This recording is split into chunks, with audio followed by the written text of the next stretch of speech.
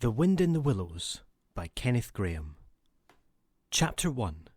The Riverbank. The mole had been working very hard all the morning, spring-cleaning his little home. First with brooms, then with dusters, then on ladders and steps and chairs, with a brush and a pail of whitewash, till he had dust in his throat and eyes, and splashes of whitewash all over his black fur, and an aching back, and weary arms. Spring was moving in the air above, and in the earth below and around him, penetrating even his dark and lowly little house with its spirit of divine discontent and longing. It was small wonder, then, that he suddenly flung down his brush on the floor, said, "Bother!" and "Oh, blow!" and also, "Hang spring-cleaning!" and bolted out of the house without even waiting to put on his coat. Something up above was calling him imperiously, and he made for the steep little tunnel which answered in his case to the gravelled carriage drive owned by animals whose residences are nearer to the sun and air.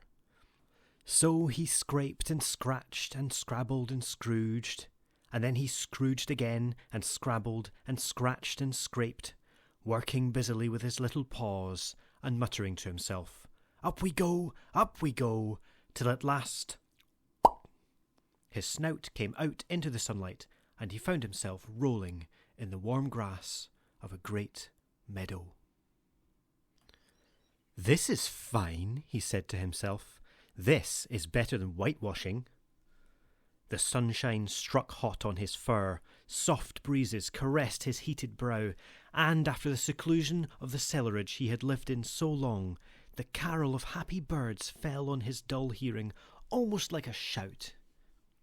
Jumping off all his forelegs at once, in the joy of living and the delight of spring without its cleaning, he pursued his way across the meadow till he reached the hedge on the further side. "Hold up," said an elderly rabbit at the gap. "Sixpence for the privilege of passing by the private road." He was bowled over in an instant by the impatient and contemptuous mole, who trotted along the side of the hedge, chaffing the other rabbits as they peeped hurriedly from their holes to see what the row was about. onion sauce," he remarked jeeringly, and was gone before they could think of a thoroughly satisfactory reply. Then they all started grumbling at each other. "How stupid you are! Why didn't you tell him? Well, why didn't you say? You might have reminded him." And so on in the usual way, but of course it was then much too late, as is always the case. It all seemed too good to be true. Hither and thither through the meadows he rambled busily, among the hedgerows, across the copses, finding everywhere birds building, flowers budding, leaves thrusting, everything happy and progressive and occupied. And instead of having an uneasy conscience pricking him and whispering, "Whitewash," he somehow could only feel how jolly it was to be the only idle dog among all these busy citizens. After all, the best part of a holiday is perhaps not so much to be resting yourself as to see all the other fellows busy working. He thought his happiness was complete when, as he meandered aimlessly along, suddenly he stood by the edge of a full-fed river. Never in his life had he seen a river before, this sleek, sinuous, full-bodied animal, chasing and chuckling, gripping things with a gurgle and leaving them with a laugh, to fling itself on fresh playmates that shook themselves free and were caught and held again. All was a shake and a shiver, glints and gleams and sparkles, rustle and swirl, chatter and bubble.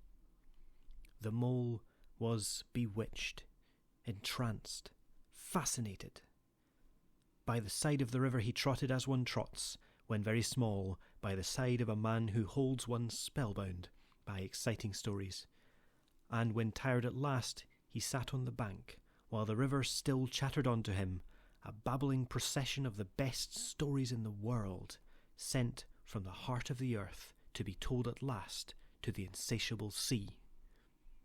As he sat on the grass and looked across the river, a dark hole in the bank opposite, just above the water's edge, caught his eye, and dreamily he fell to considering what a nice, snug dwelling place it would make for an animal with few wants and fond of a bijou riverside residence, above flood level and remote from noise and dust.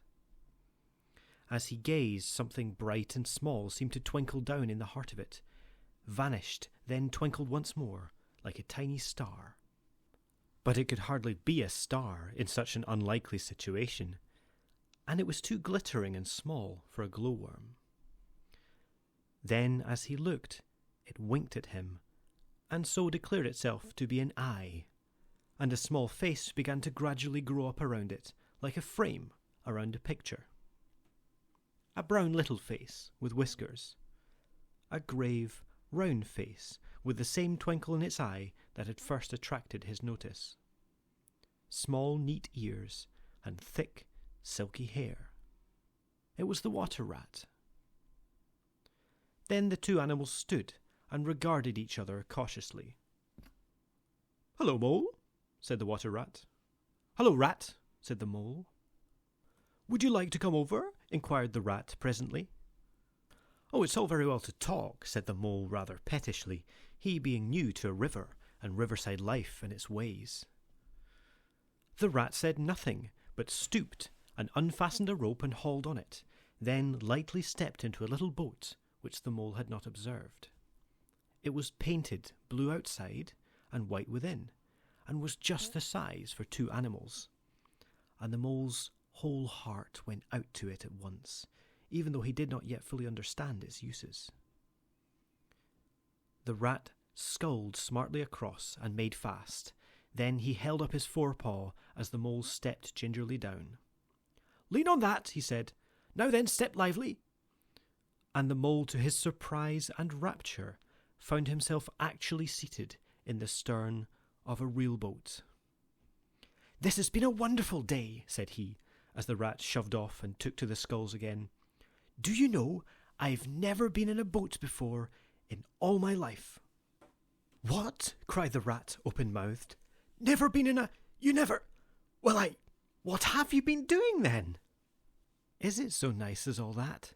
asked the Mole shyly, though he was quite prepared to believe it as he leant back in his seat and surveyed the cushions, the oars, the rowlocks, and all the fascinating fittings, and felt the boat sway lightly under him. "Nice! It's the only thing," said the water rat solemnly as he leant forward for his stroke. "Believe me, my young friend, there is nothing, absolute nothing, half so much worth doing as simply messing about in boats. Simply messing," he went on dreamily, "messing about in boats. Messing..." "Look ahead, Rat!" cried the Mole suddenly. It was too late. The boat struck the bank full tilt. The dreamer, the joyous oarsman, lay on his back at the bottom of the boat, his heels in the air. "About in boats, or with boats," the rat went on composedly, picking himself up with a pleasant laugh. "In or out of 'em, it doesn't matter. Nothing seems really to matter. That's the charm of it. Whether you get away or whether you don't, whether you arrive at your destination or whether you reach somewhere else, or whether you never get anywhere at all, you're always busy, and you never do anything in particular, and when you've done it, there's always something else to do, and you can do it if you like, but you'd much better not. Look here, if you've really nothing else on hand this morning, supposing we drop down the river together and have a long day of it?" The Mole waggled his toes from sheer happiness, spread his chest with a sigh of full contentment, and leant back blissfully into the soft cushions. "What a day I'm having," he said. "Let us start at once." "Hold hard a minute then," said the rat. He looped the painter through a ring in his landing stage, climbed up into his hole above, and after a short interval reappeared staggering under a fat wicker luncheon basket. "Shove that under your feet," he observed to the Mole as he passed it down into the boat. Then he untied the painter and took the sculls again. "What's inside it?" asked the Mole, wriggling with curiosity. "There's cold chicken inside it," replied the rat briefly. "Cold tongue, cold ham, cold beef, pickle, gherkin salad, French rolls, cress sandwiches, spotted meat, ginger beer, lemonade, soda water." "Oh, stop, stop," cried the mole in ecstasies. "This is too much." "Do you really think so?" inquired the rat seriously. "It's only what I always take on these little excursions. And the other animals are always telling me that I'm a mean beast and cut it very fine."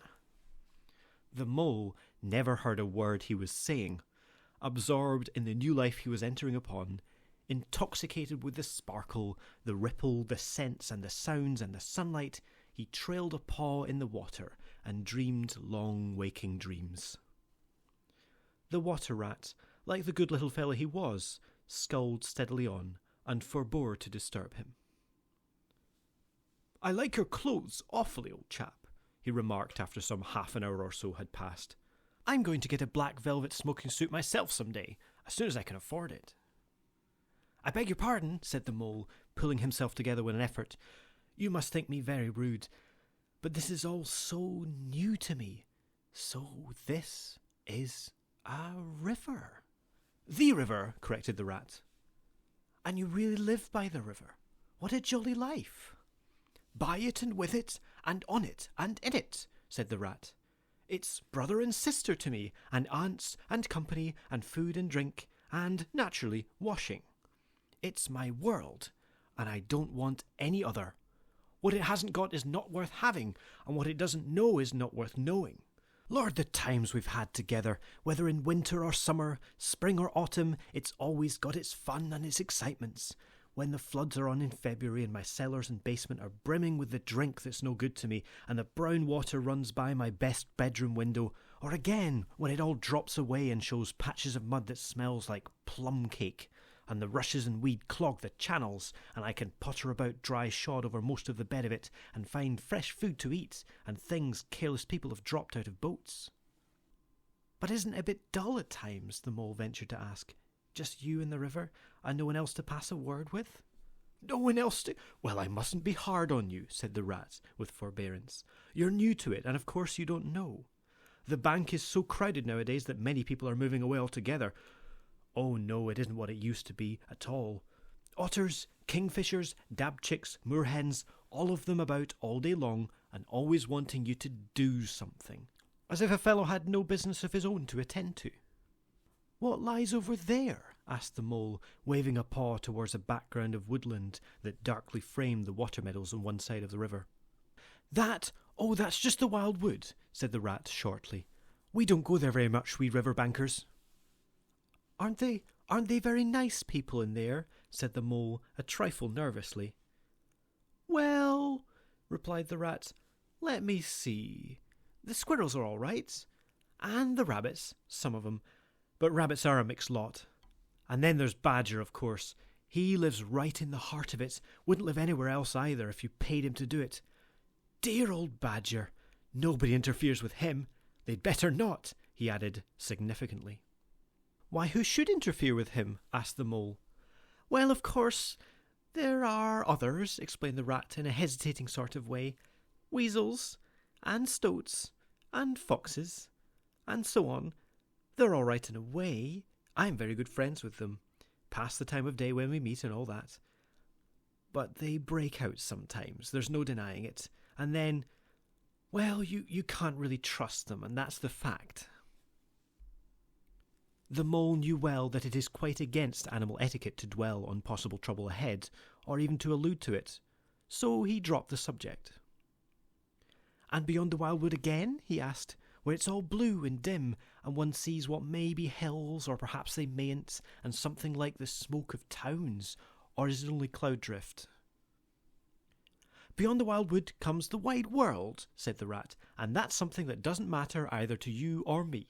I've never been there, and I'm never going, nor you either, if you've got any sense at all. Don't ever refer to it again, please. Now then, here's our backwater at last, where we're going to lunch." Leaving the main stream, they now passed into what seemed at first sight like a little landlocked lake. Green turf sloped down to either edge, brown snaky tree roots gleamed below the surface of the quiet water, while ahead of them the silvery shoulder and a foamy tumble of a weir arm in arm with a restless, dripping mill wheel that held up in its turn a grey-gabled mill house, filled the air with a soothing murmur of sound, dull and smothery, yet with little clear voices speaking up cheerfully out of it at intervals. It was so very beautiful that the mole could only hold up both forepaws and gasp, "Oh my! Oh my! Oh my!" The rat brought the boat alongside the bank, made her fast, helped the still awkward mole safely ashore, and swung out the luncheon basket.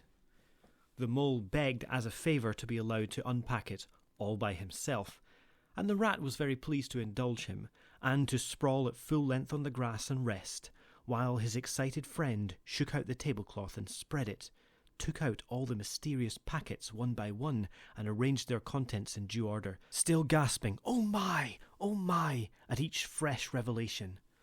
When all was ready, the rat said, "Now pitch in, old fellow," and the mole was indeed very glad to obey, for he had started his spring cleaning at a very early hour that morning, as people will do, and had not paused for bite or sup, and he had been through a very great deal since that distant time which now seemed so many days ago. "What are you looking at?" said the rat, presently, when the edge of their hunger was somewhat dulled, and the mole's eyes were able to wander off the tablecloth a little. "I am looking," said the mole, "at a streak of bubbles that I see travelling along the surface of the water. That is a thing that strikes me as funny."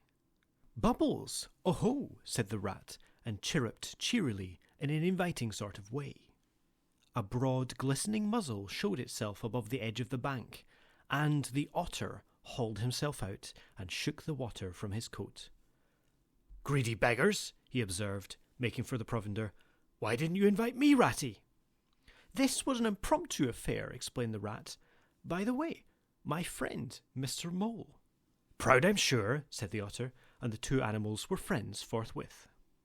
"Such a rumpus everywhere," continued the otter. "All the world seems out on the river today. I came up this backwater to try and get a moment's peace, and then stumble upon you fellows. At least, I beg pardon, I don't exactly mean that, you know."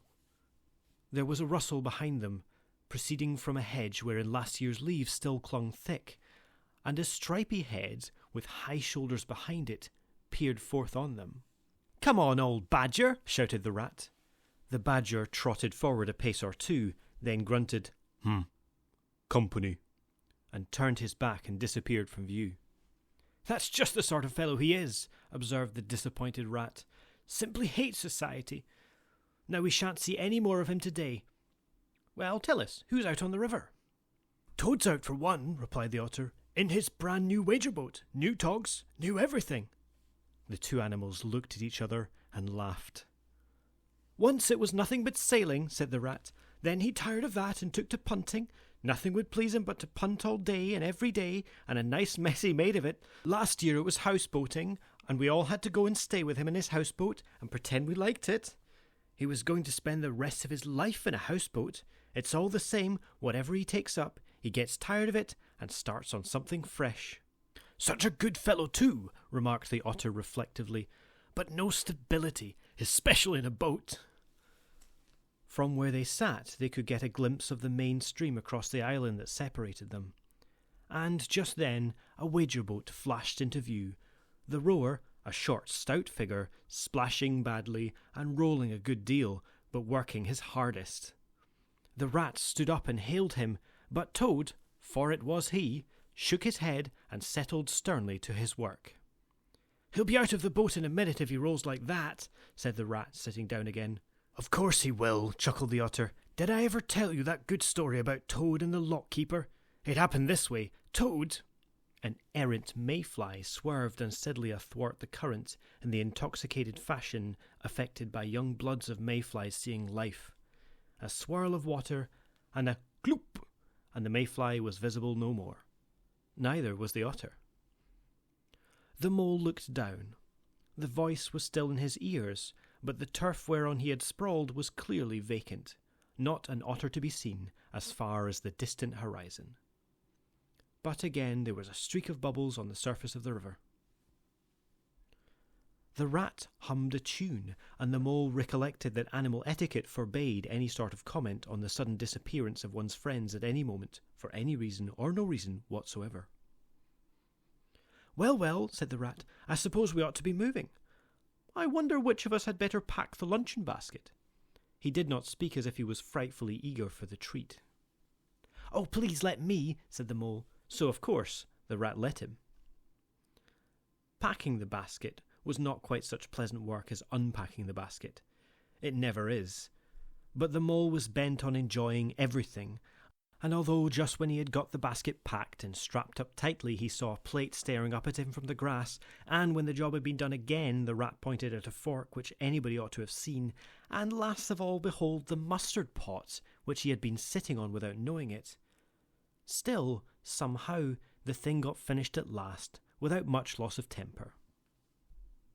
The afternoon sun was getting low as the rat sculled gently homewards in a dreamy mood, murmuring poetry things over to himself, and not paying much attention to Mole.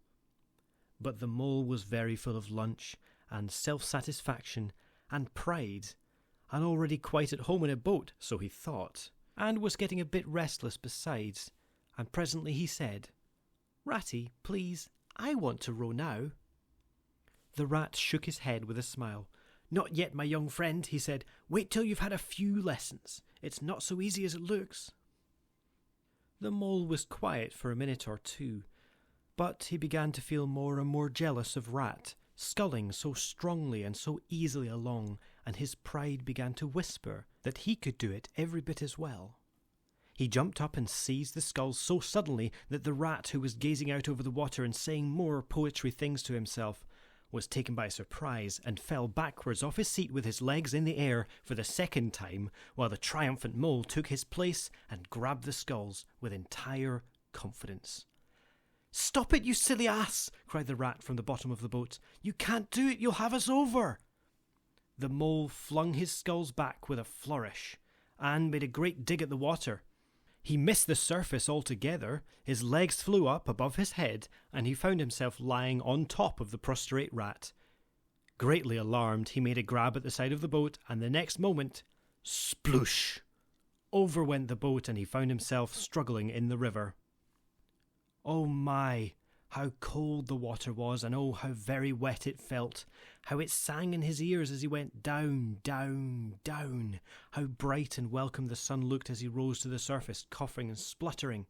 How black was his despair when he felt himself sinking again. Then a firm paw gripped him by the back of his neck. It was the rat, and he was evidently laughing. The mole could feel him laughing right down his arm and through his paw and so into the mole's neck. The rat got hold of a skull and shoved it under the mole's arm. Then he did the same by the other side of him, and, swimming behind, propelled the helpless animal to shore, hauled him out, and set him down on the bank, a squashy, pulpy lump of misery. When the rat had rubbed him down a bit, and wrung some of the wet out of him, he said, "Now then, old fellow, trot up and down the towing path as hard as you can, till you're warm and dry again, while I dive for the luncheon basket." So the dismal mole, wet without and ashamed within, trotted about till he was fairly dry, while the rat plunged into the water again, recovered the boat, righted her and made her fast, fetched his floating property to shore by degrees, and finally dived successfully for the luncheon basket and struggled to land with it. When all was ready for a start once more, the mole, limp and dejected, took his seat in the stern of the boat.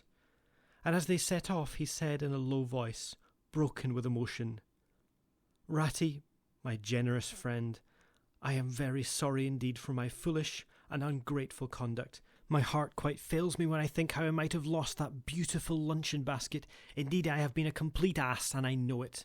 Will you overlook it this once and forgive me, and let things go on as before?" "That's all right, bless you," responded the rat cheerily. "What's a little wet to a water rat? I'm more in the water than out of it most days. Don't you think any more about it. And look here, I really think you had better come and stop with me for a little time. It's very plain and rough, you know, not like Toad's house at all, but you haven't seen that yet. Still, I can make you comfortable. And I'll teach you to row and to swim, and you'll soon be as handy on the water as any of us."